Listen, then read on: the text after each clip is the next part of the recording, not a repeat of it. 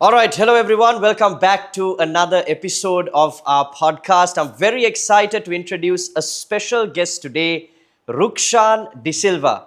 He is the General Manager for New Market Development at Mobitel. He has been a part of our public speaking program for the past couple of months, and I'm very excited, Rukshan, to have you on board. Pleasure is all mine. Thank you. Fantastic. How's your day going, Rukshan? All good? Thank you so much. Yeah, it's been lovely morning Great, and great. few engagement with the family. Other than that, it's good.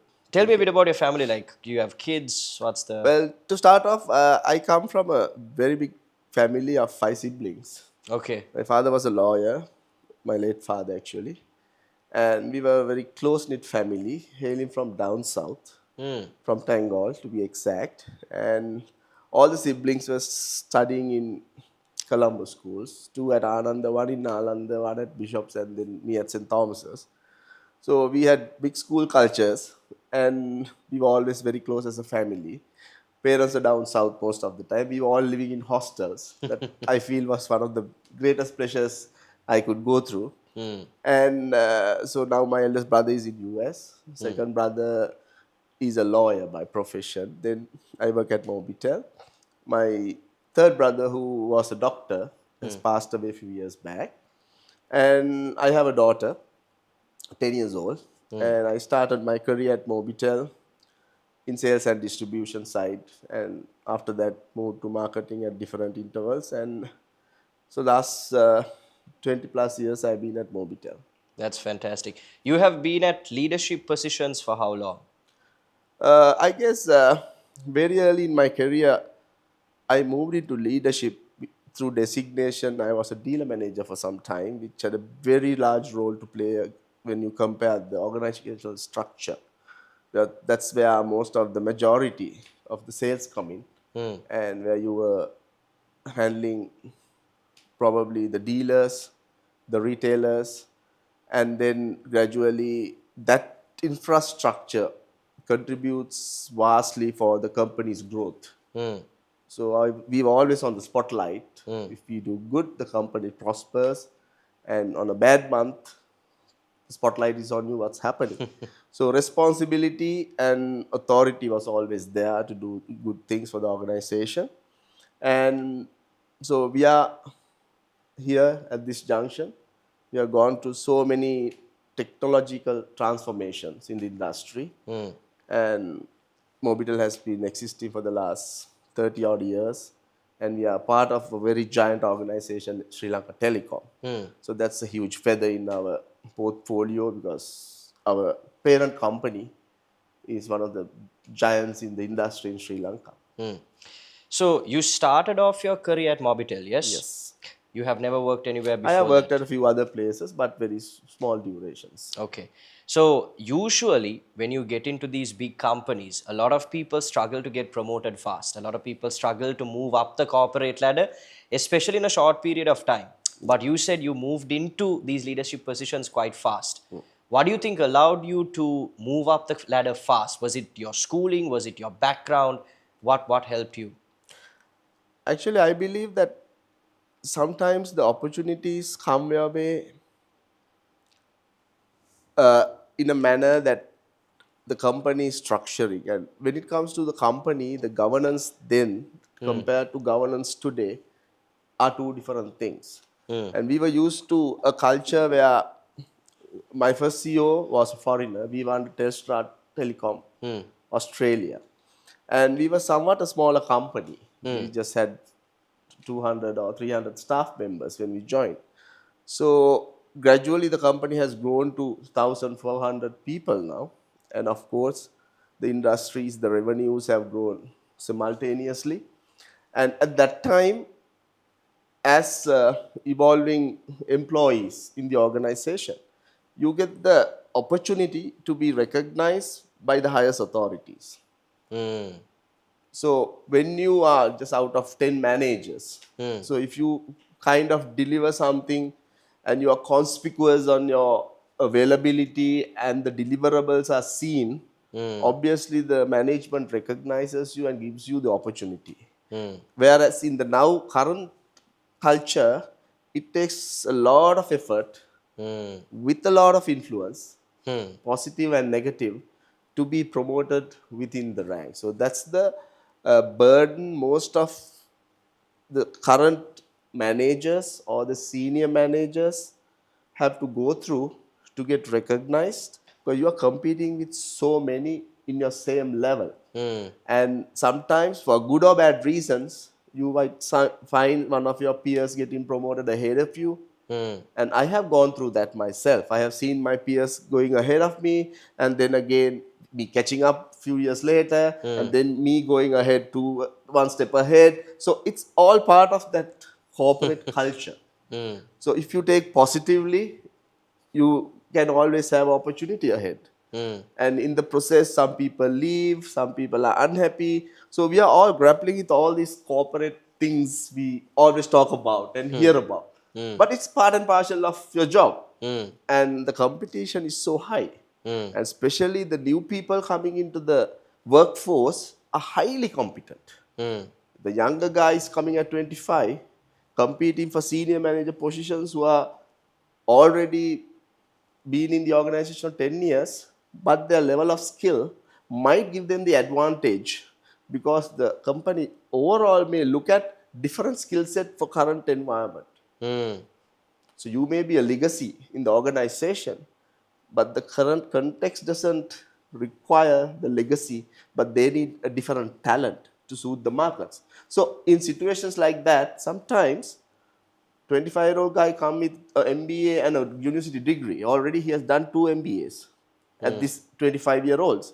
Plus they are competent with AI, the technology, which we find it very difficult to fathom. I'm trying to learn AI, but I find it very difficult.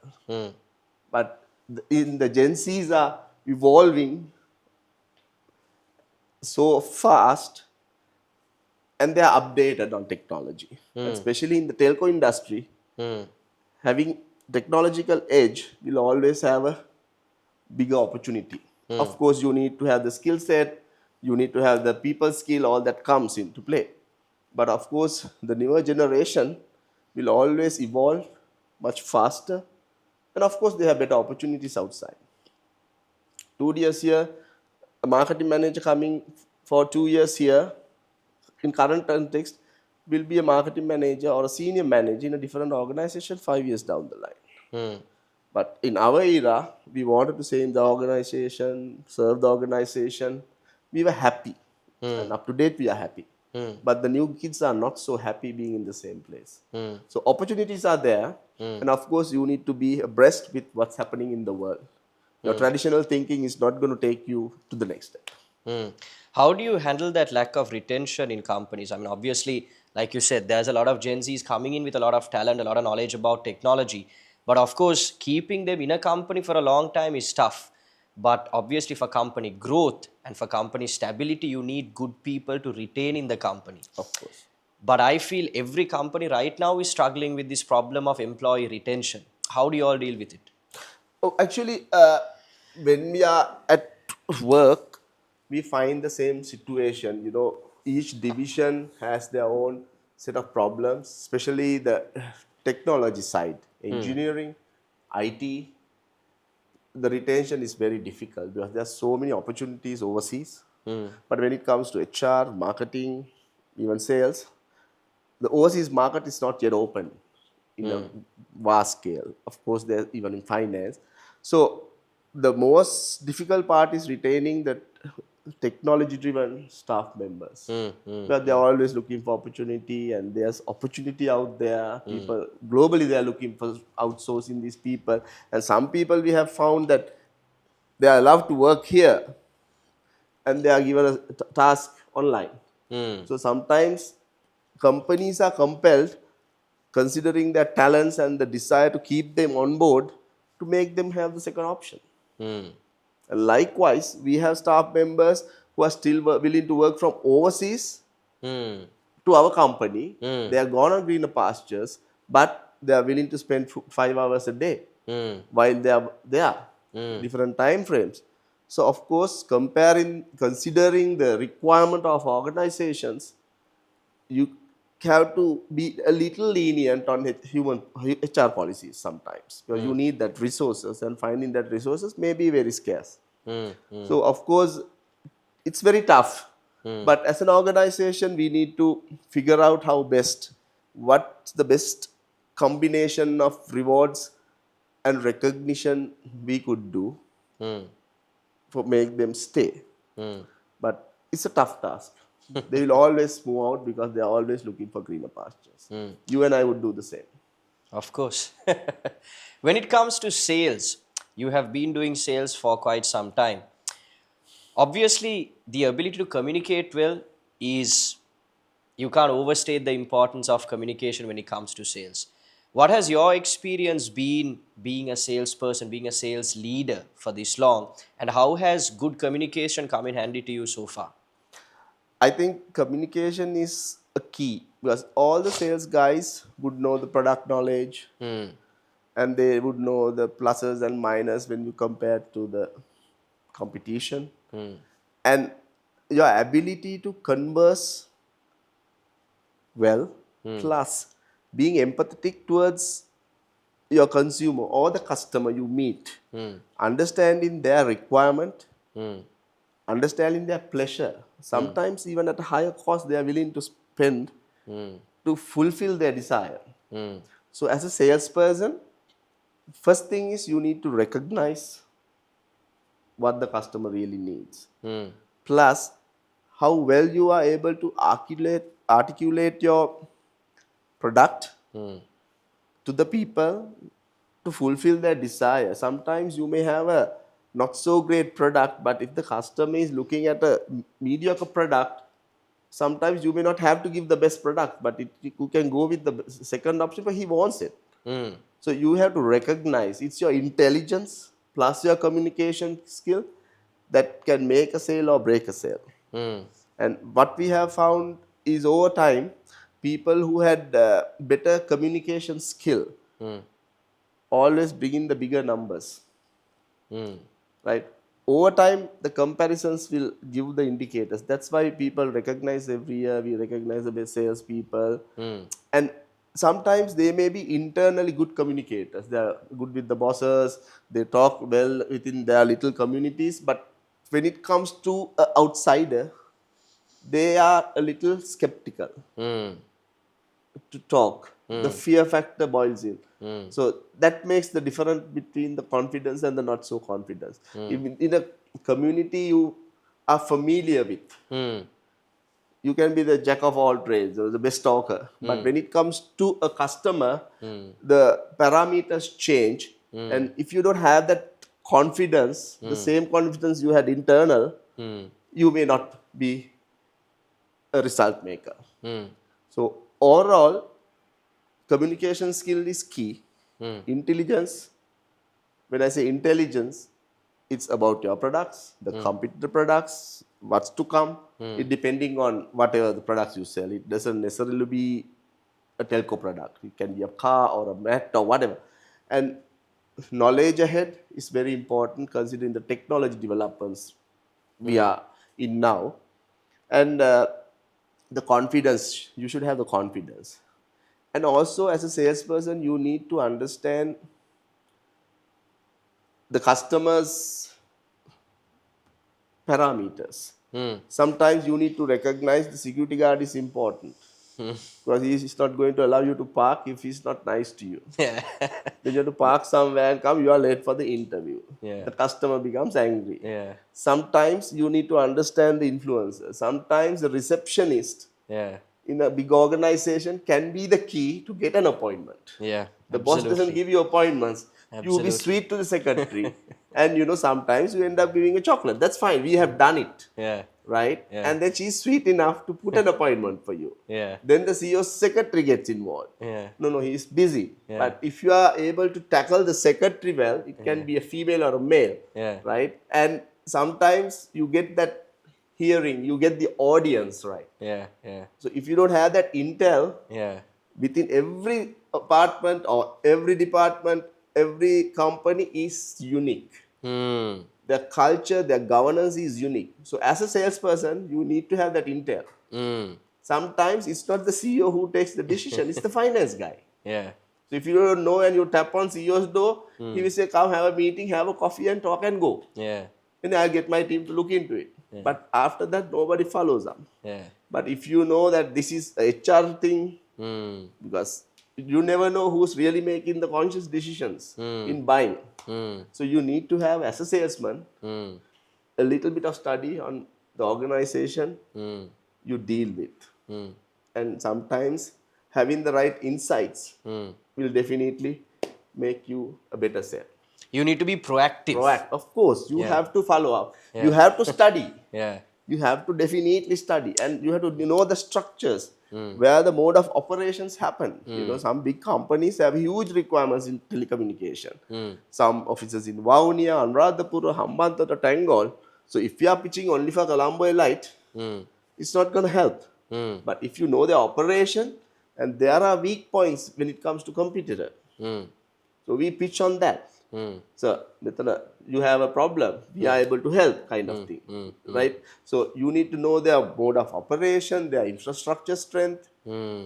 and even sometimes we go to the extent of recognizing each area staff count. Mm. And if we are able to talk to engineering and put up a tower to support that volumes, Mm. there are times you need to do that. You have to have an internal and external Mm. requirement to be communicated to our internal people, Mm. whether we can support it.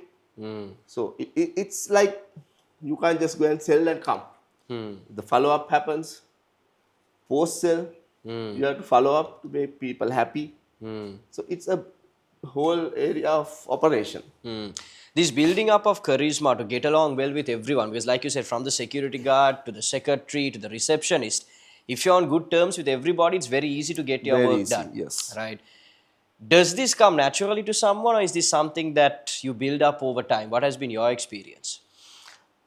Actually, some guys have it from the grooming they have had. You know, one reason people at the hiring level try to get people who are able to converse properly, especially in sales and marketing jobs, than the books or the paper, Mm. is because you expect them to go out and meet people. Mm. Of course, the others don't lack Mm. the desired confidence or the paper. Mm. But the job requires, especially sales and marketing, requires people who have ability to talk. Mm. You have to communicate and convenience people. Mm.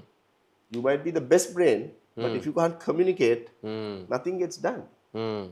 I'm talking about sales and marketing. Yeah. But in finance, you may not really need to talk to everybody. Mm. But his competencies will help him do the job very well and groom himself to a better position within the organization or different structure. But when in hiring, sometimes you are better off taking people who are just school leavers, Mm. who have had experiences as team players, sportsmen, Mm. and we know when we talk to people in interviews, the confidence levels they have. Mm. They may not be the best match when it comes to qualification and the requirements given on the paper, like an MBA or a degree or whatever. But it's a call the manager or the interview community have to decide Mm. this guy might be a right fit. Mm. He may make it or break it on the long run.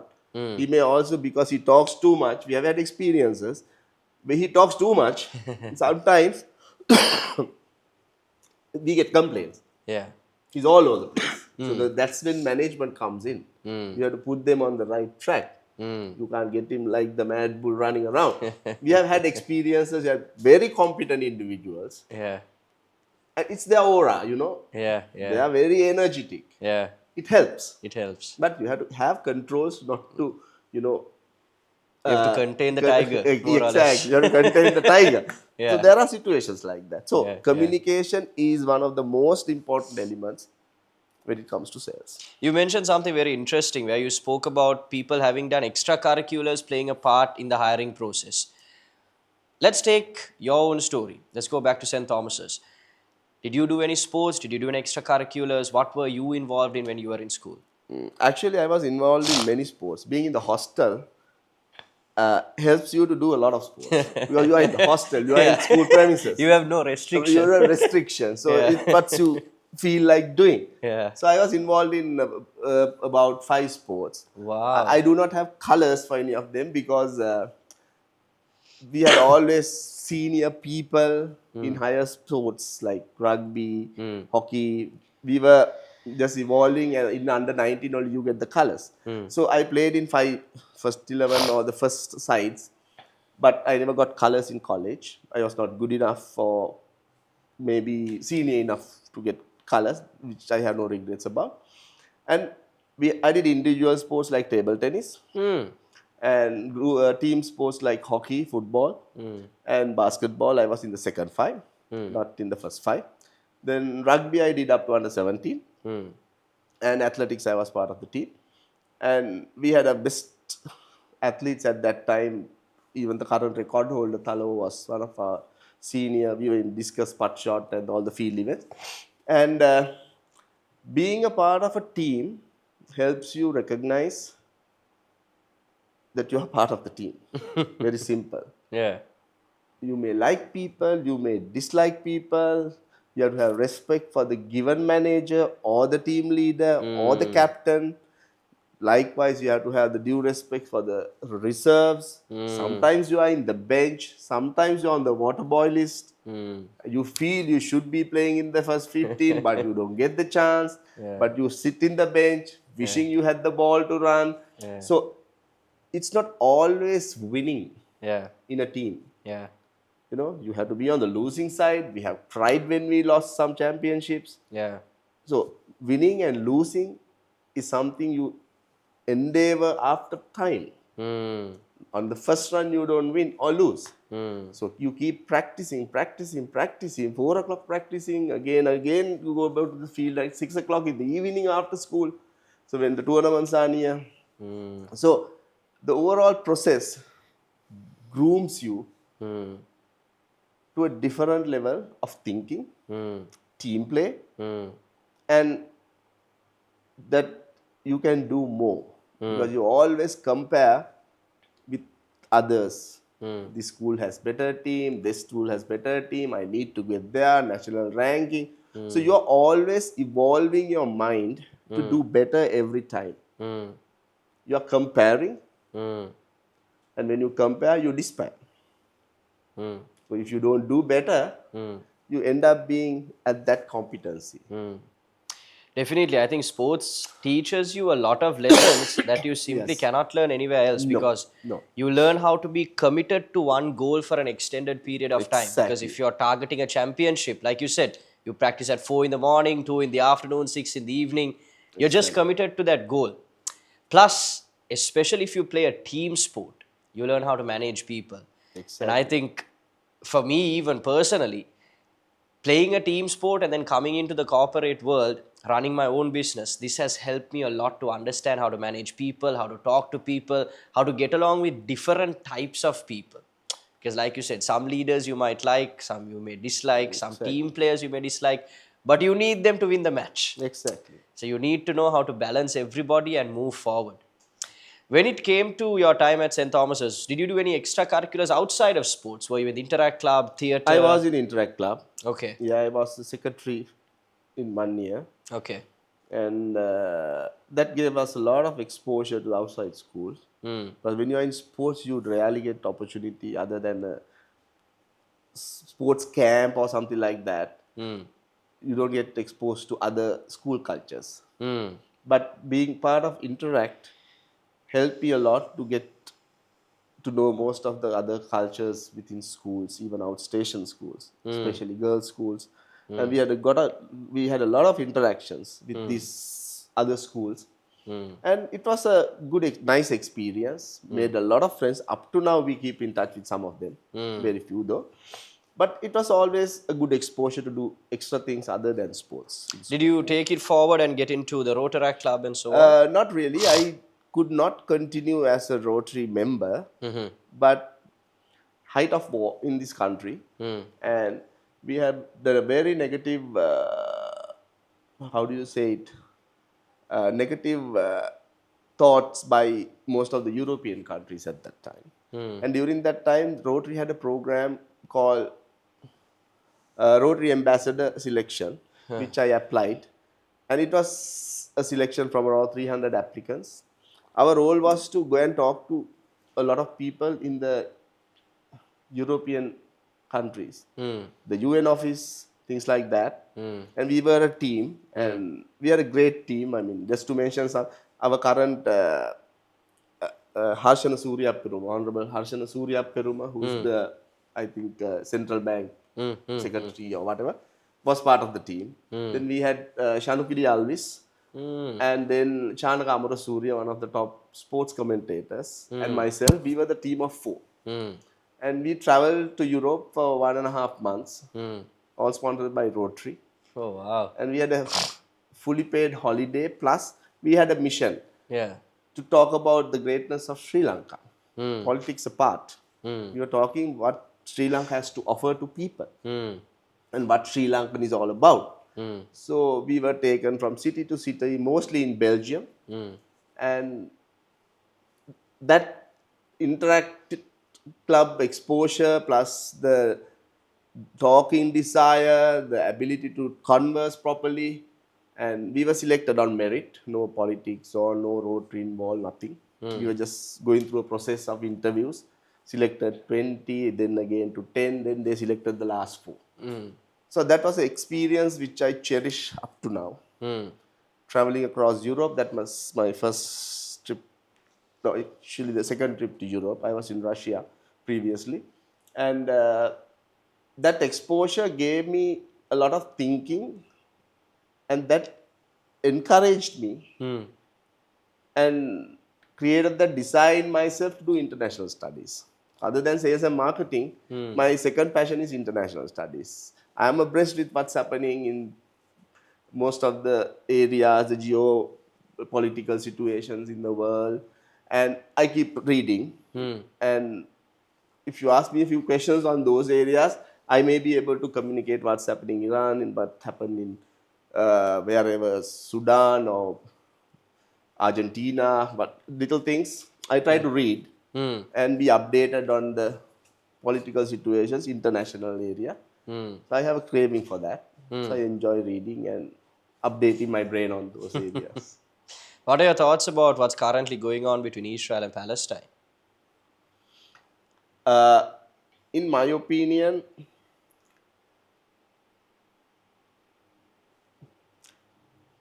actually the war between Israel is a created situation, I believe, right? And few years back, Israel's survival was creating the Hamas. So it has evolved to being the enemy now. And to create chaos in Palestine, the Hamas was created, funded, supported, trained, everything. It was not the Palestinian people who wanted war. They wanted a safe home. But a small fraction of people went to war with Israel. It's not the whole country or the whole community. And the same people were planted and created by the same people. It happens in many world wars. You create the enemy to be part of the community for your requirement, then the enemy becomes stronger and then become a difficult. And that the US has done this multiple times in It has happened different so many countries. countries. And I think for the US especially, it's a good opportunity for them to sell their weaponry, which is also why they It's do part it. of the business, You Yeah. create chaos. Both sides wants weapons. Yeah. And you openly say, I support this one. Yeah. Secretly support the other one. Yeah. And you create the situation. This is a real life scenario. Yeah. Yeah. And Venezuela, what's happening? They're sitting on More a gold mine there. exactly. And the leadership doesn't, kind of oblige to the American dreams of getting whatever the fuel, but they are supplying to the other strong countries. It's your neighbor. How would you feel your neighbor is feeding your enemy? It's like that scenario. What did you think when that whole situation took down in Venezuela? I mean, the I US mean, just. that was like That was like a crazy. real movie Yeah, I happening. wish I was watching that. But last movie we watched when Obama was taken, we watched the movie. We saw the Okay. movie Okay. because it was shown on TV how Yeah. he Yeah. went and took him and everything. Mm. But this movie we had no vision and we don't know how Yeah. exactly it happened. We were told that within a few minutes it finished. Mm. But But Osama bin Laden, Osama's video, we saw it. yeah, yeah, It we was saw shown it. Yeah. afterwards, and it shows the level of intelligence and the capability Mm. of the US, whatever said and done, Mm. and it gives a strong message that the other countries, though we expect them to be equally powerful and influencing, Yeah. and your suddenly the friends are no more.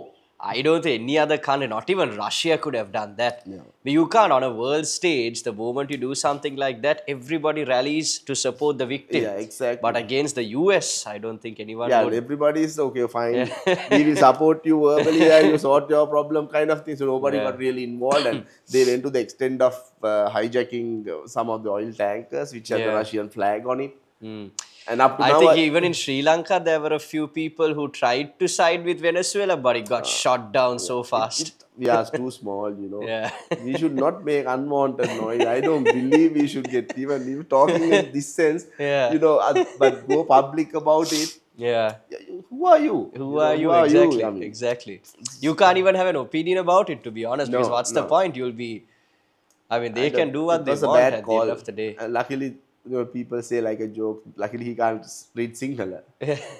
Yeah. Donald Trump can't read Sinhala, Yeah, so yeah. luckily it's okay that you told in Sinhala kind of thing. But I hope nobody translates. Yeah. I think it was unnecessary drama from our part. Yeah, yeah, yeah. But luckily, it's all in the past kind of thing. That is Yeah. true. That is true. So, getting back to the original conversation now, are you involved in any sports now? Because you're a very busy person, obviously. You have a lot of operations to run. You work Monday through Saturday. Do you have time to do any other sports, Not extracurriculars? sports per se, but I do my walking Okay. in the evenings. And actually, I've been through a bypass surgery, so I need to walk. Oh, shoot. So, Okay. so 2 years back, actually 1.5 years back, I went through a bypass, and so But you seem to be in pretty good shape. thank you. And I try to keep, because medical requirement is that I keep walking all the time. Right. Okay. And I have a passion for walking. I walk about 1.5 hours every day, and Nice. on and off I miss the days, but I try to keep my schedule free for the walking part. And other than that, I don't get involved in any sports activities at the moment, other than taking my daughter for her sports activities like swimming and all this stuff. Okay. So, with the schedule that you have, do you have a lot of time to spend with the family? How do you manage that time? Actually, managing time is always possible. You and I both have 24 hours a day. Yeah. So how you manage is all unique to you. Hmm. You can get lazy, sleep 2 hours extra, Hmm. or you can get up 2 hours early and start the day early. Hmm. And we see so many leaders who start their days very early. Hmm. I try to sleep though, but you Yeah. always have that 24 hours. Within that 24 hours, you find different people doing different things. Some go beyond expectation, Hmm. and some are so involved in the training, sportsmen. As I said, in school we learned to get up at 4 o'clock. It was the most difficult part to do, and get to the ground. You don't even wash your face. You just put on a jersey and go to the ground. Yeah. Yeah. When the coach comes, and then you get live. And I think doing sports in the morning helps you with a lot of energy. Hmm. What we have experienced is that even if you have the time, to youngsters, without going to office in the morning straight away from bed, if you can catch up half an hour, 1 hour of exercise, walking, it gives more energy to your system, and you are fully awake. Hmm. So I have experienced that there have been lazy days where we just get up and wash and go to office, Hmm. compared to where you get up 1 hour early or 2 hour early, do a half an hour walk, Hmm. and go to work. Hmm. That gives you more energy, especially salespeople. If you are early to office, you get more time to spend. Hmm. and you are more energetic within the day. Hmm. You don't get lazy going to customers all the time, kind of thing. So catch up few hours in the morning is my advice. Hmm. It helps you. How important is it now when I have these conversations, especially with people in corporate leadership? I find that a lot of those people have a really good attitude towards life, right? And on the flip side of that, I also know a lot of people, maybe who haven't made it that far, some of them have a very negative attitude. They have complaints about the office, they have complaints about their co-workers, they have complaints about the work that they do. But every time I talk with someone who has made it to a good position in life, something they always mention is that there is always an opportunity available for them simply because of the way they look at things. How has this helped you? Is this true? Has this played a part in your life? Yes and no. Actually, as we evolve within organizations, Hmm. uh, sometimes, I mean, I talk about governance all the time because if the system has a good governance, people will get the opportunities Hmm. for who they are Hmm. and what their contributions can be to the organization. Hmm. But if there's a problem with governance, that may lack. And if people don't have an understanding where you need to grow, Hmm. what are my opportunities? Hmm. What's ahead of me? 2 years down the line, 5 years down the line, 10 years down the line. So I am a person, I try to work always with the end in mind. Hmm. If I start walking, I know the end is this. Hmm. I accumulate some money for something, I know end of this is this, and this is gonna be the result. Hmm. Hmm. So as an individual, whatever I do, I start with end in mind. Hmm. So you have a goal, your path towards the goal, of course the influences will come in. Hmm. So how you navigate through that, it's your skill. Hmm. It's How your, do you face challenges? in my life, I have had different goals at different times. I have had, when it comes to my personal development, Hmm. be the organization, the outside world. So you need to have plan A, B, C, and D. Sometimes the A doesn't work the way you want to work it. Hmm. Then you go to B. So parallelly you work the B. Hmm. And sometimes the B breaks down, Hmm. right? But you still have A. Hmm. But if you have a C, Hmm. end of the day, people want to earn money and prosper. That's fundamental. That's what everybody wants. No? Hmm. Best of health, enough of wealth, and loads of happiness. That's what I believe, Yeah, right? that's a good one. And that's what I wish people also. Hmm. So best of health is key. Hmm. Enough of wealth is good. Hmm. Too much greed is gonna stop the first one, Hmm. and the second one, Hmm. third one. Hmm. Then loads of happiness. Hmm. So as individuals, if you have those the right equilibrium within those three parameters, you can say you are successful. Hmm. Not because you have loads of money, Hmm. but you have to have the other two elements also parallel running. Hmm. So, in corporate, coming back to the question of getting opportunities and sometimes being deprived of opportunities, that's all part of the corporate culture. Hmm. So sometimes we feel I should have got this, I should have got that, he should have not got this. When taking decisions in management, it's not all about somebody's skill, Hmm.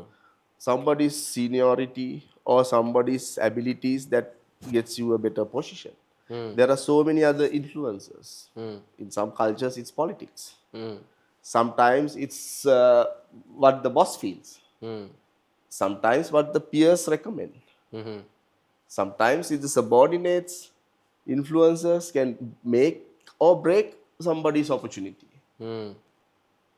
So sometimes you have to have a mindset.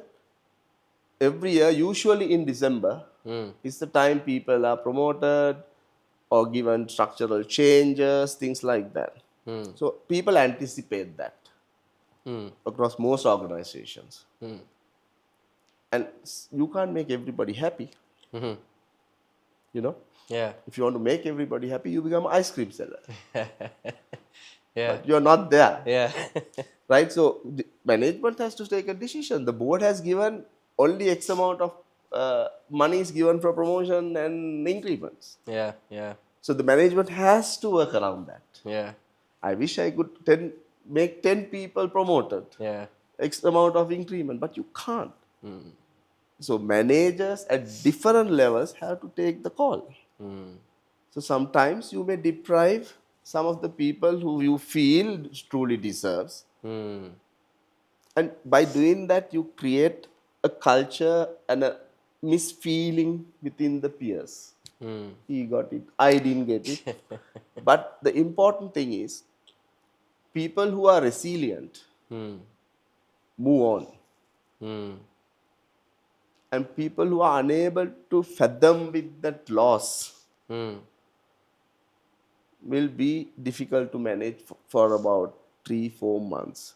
The system stops because it's not everybody who's contributing the way they're supposed to be.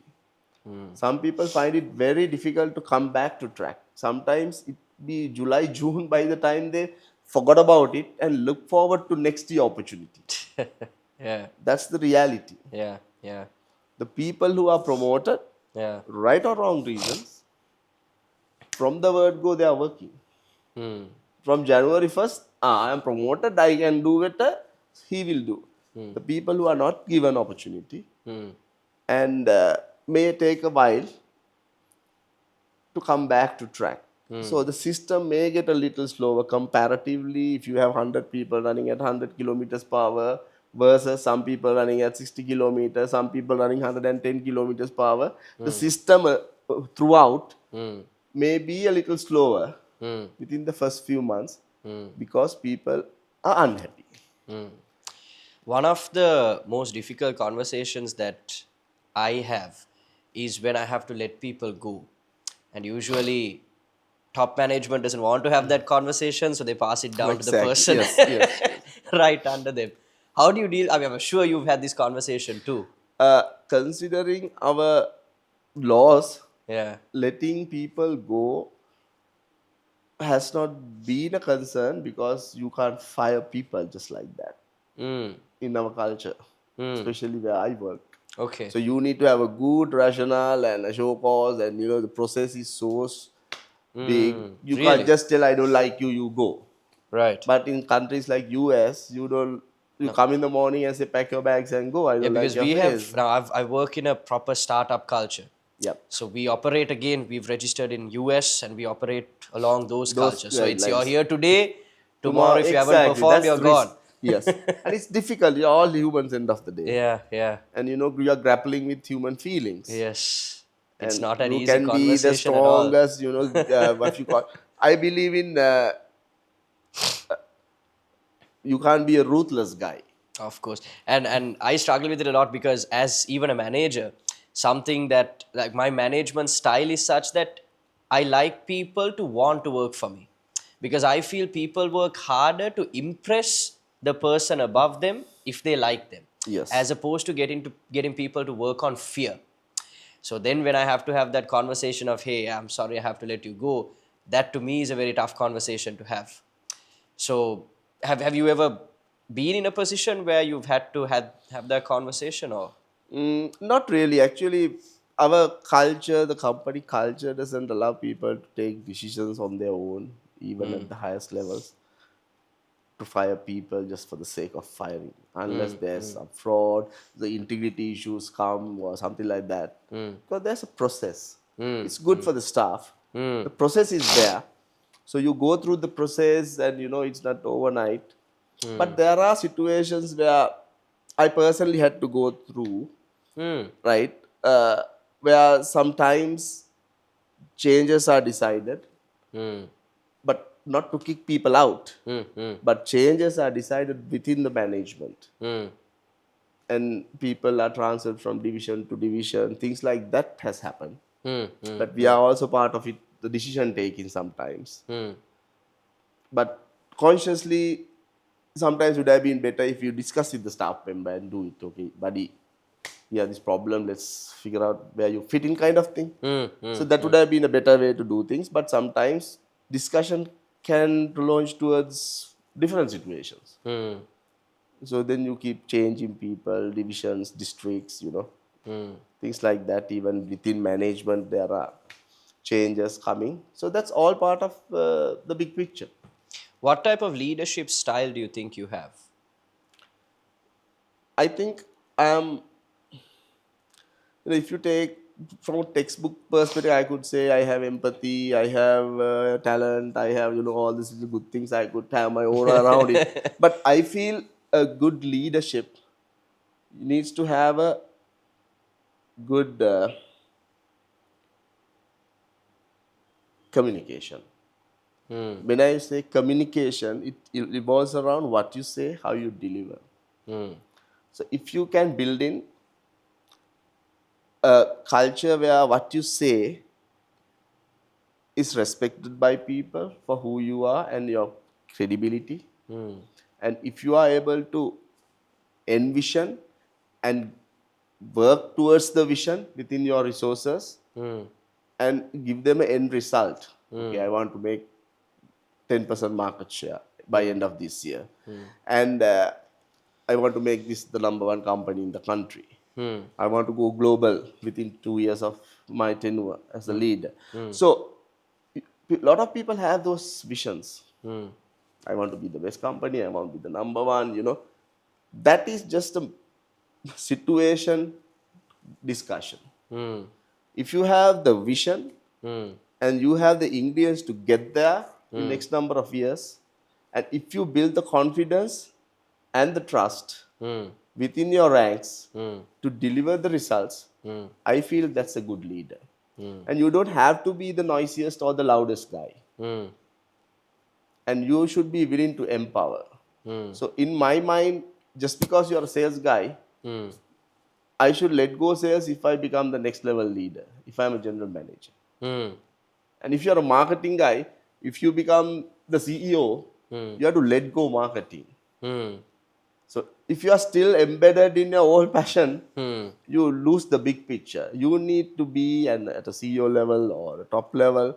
Your role evolves around meeting outsiders, bringing more influence to the organization, the directors, the stakeholders, the shareholders.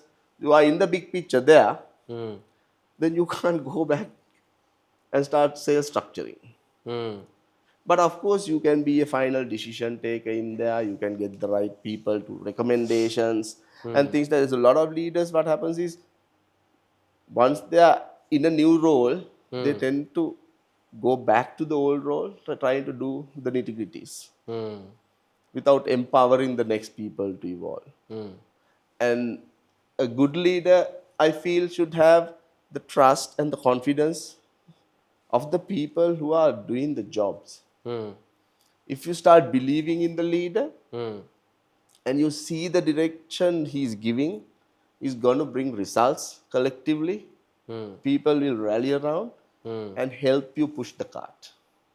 But if Absolutely. you see a guy who is saying, hey, let's go, I do best market share, blah, blah, blah, and he has no clue what he's talking about, matter of time, people will understand his whole word.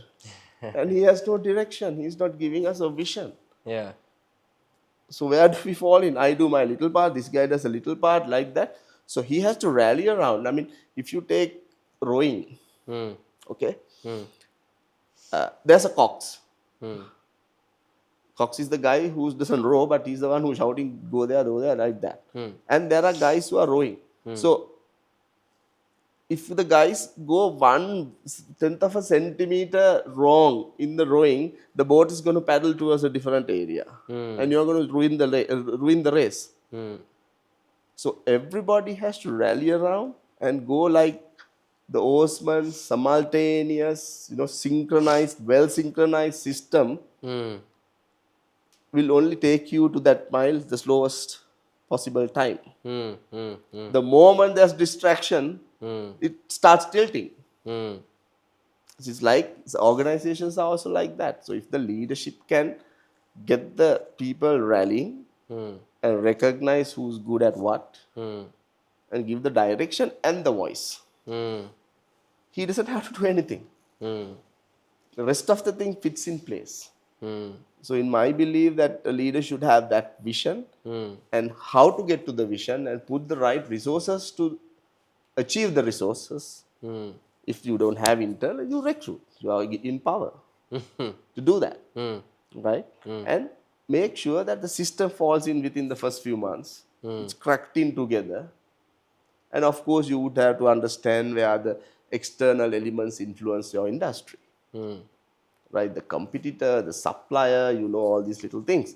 So obviously, you need to have a bigger picture, knowledge, but you should have the nitty-gritties available to conquer. Give the direction, give the resources, and then you find the best people working and the worst people working parallelly together to achieve the given objective. And the leader has to be believed and trusted to do that. For someone that's looking to get into sales, what would you say are the most important skills that they need? Speaking, number one, ability to speak. And of course, as a salesperson, you need to have I would say, an aura within yourself. You need to be an ambassador of yourself. You know, if you are reluctant to believe you are a sales guy, you don't ever become a sales guy. Yeah. You can't just become a sales guy because that's the only option available. Yeah. So in our experience, we find a lot of people joining sales because that's the only job. Yeah. But they don't have the passion for sales. And they tend to get very demotivated when the first sale lost, second sale lost, third sale lost. You can't get depressed about losing sales if you are a Yeah. salesman.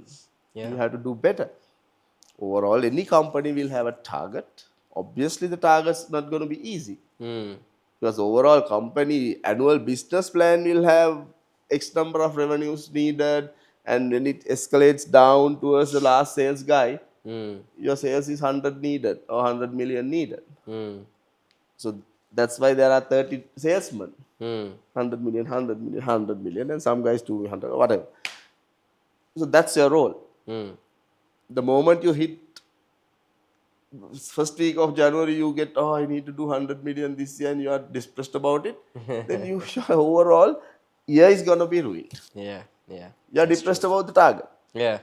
What I said, a salesman should always start with end in mind.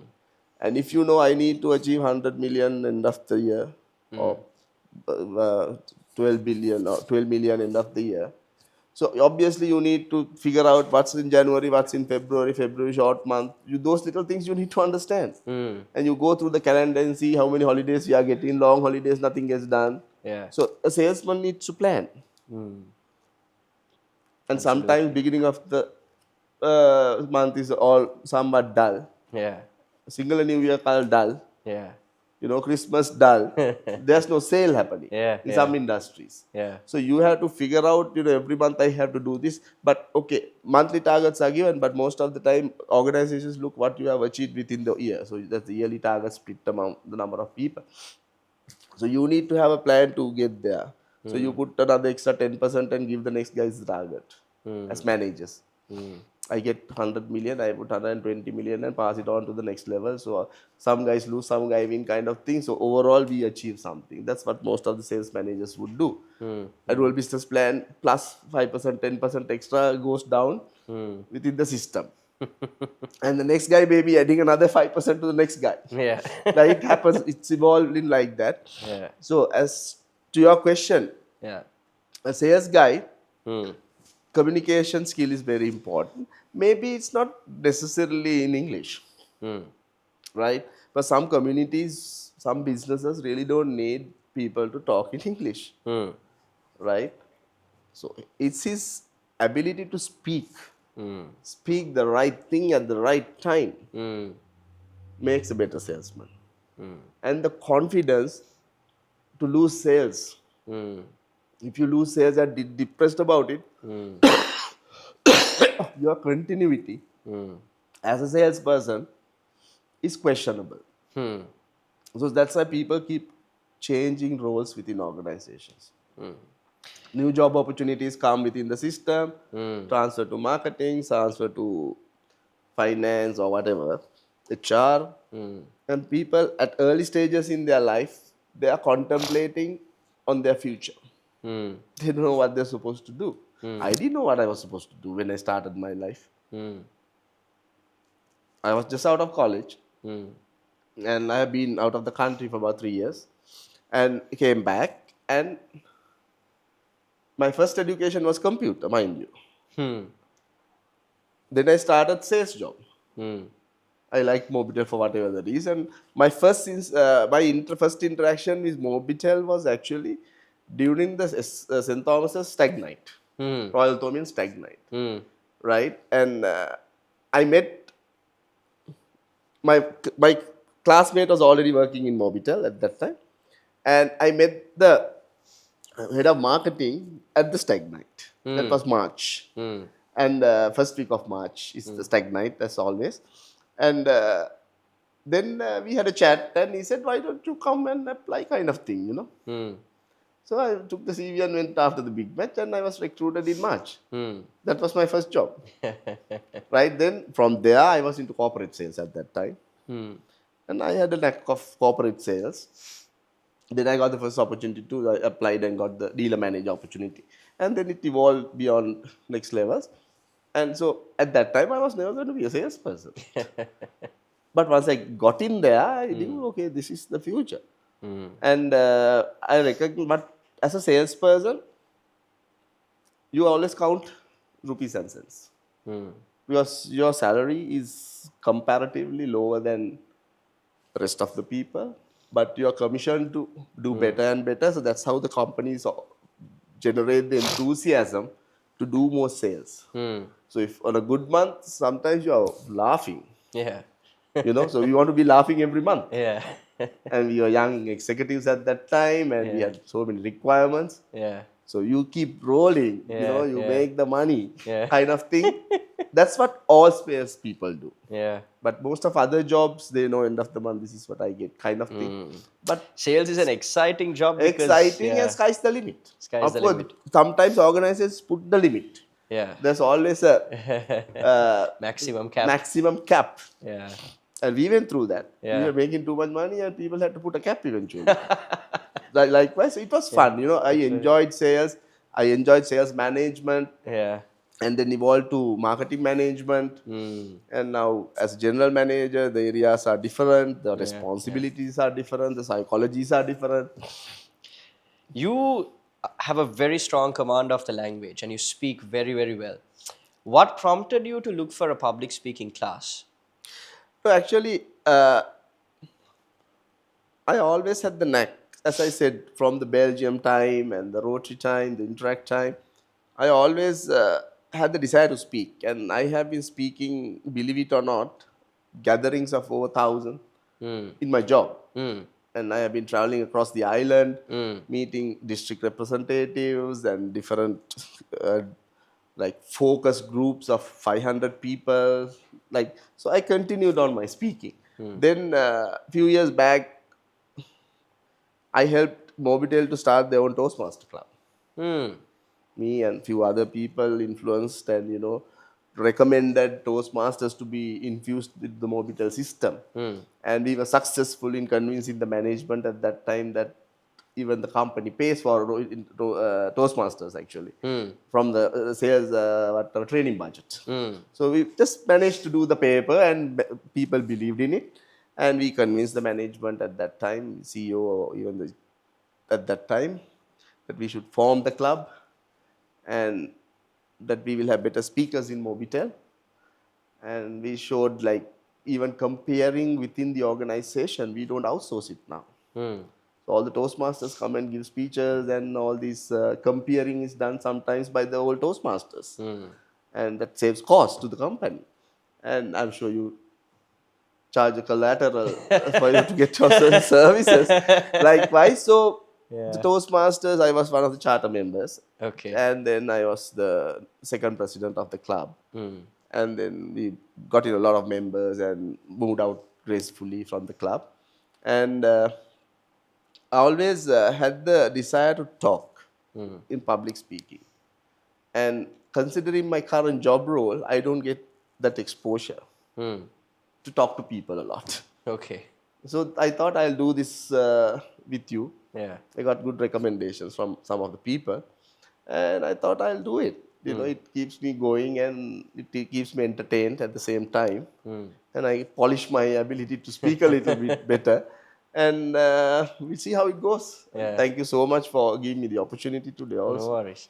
How has the experience been? Have you learned anything new? What has been your Of course, of experience? course. The knowledge is in abundance. But how practical we put everything in with the limited time frames is the tough one. We keep practicing as speakers. Any sportsman need to practice, practice, practice, and you get better and better, better. But whatever you discuss within our community, that's why I always come for the class. I somehow make sure that I'm there or driving or not. Yeah. But every day you add more knowledge, and I like to learn. Now I'm currently doing little things that keeps my brain twisted a little bit. But I like to learn more things, like Yeah. Yeah. international studies and governance and all those stuff, and it helps me grow my knowledge. And some of the things which I never heard before, like crossing the Rubicon and things like that, Yeah. it's embedded now. I can use that thing.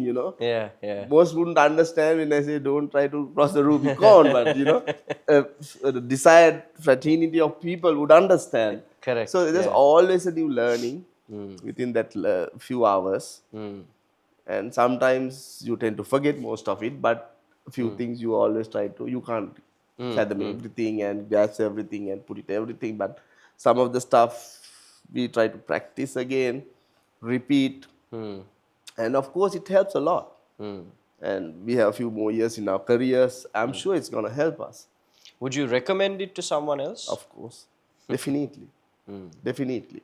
And I would go into detail about why they should do that, especially the younger generation who are a little timid when it comes to speaking. I do this within the organization. I encourage so many people. We see a lot of potential in these guys.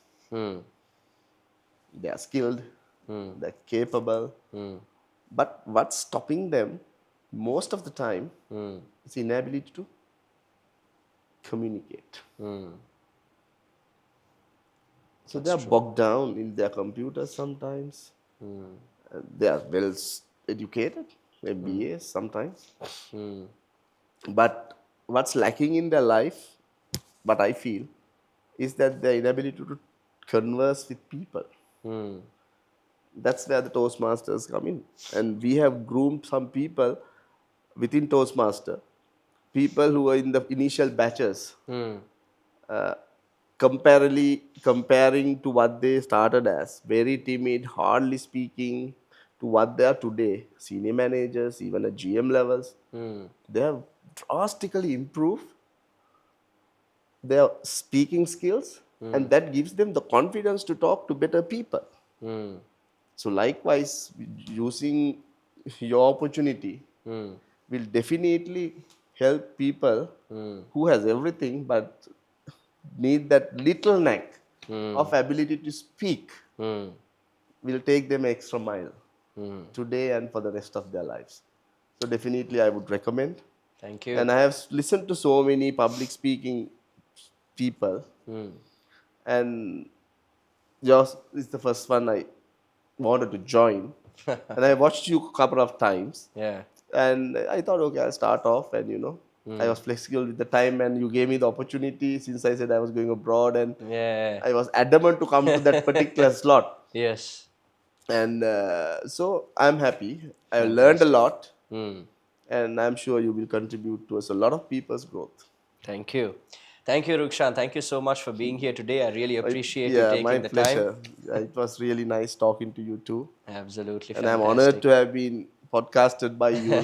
And I hope I add value to this Of course. conversation and somebody who's listening. And definitely, I'm really happy. Thank you so much. Thank you so much for watching, everyone. If you like this video, drop a comment down below about what your thoughts were about this podcast. Subscribe to the channel, share this with a friend, like the page, and till our next video, I hope you keep practicing.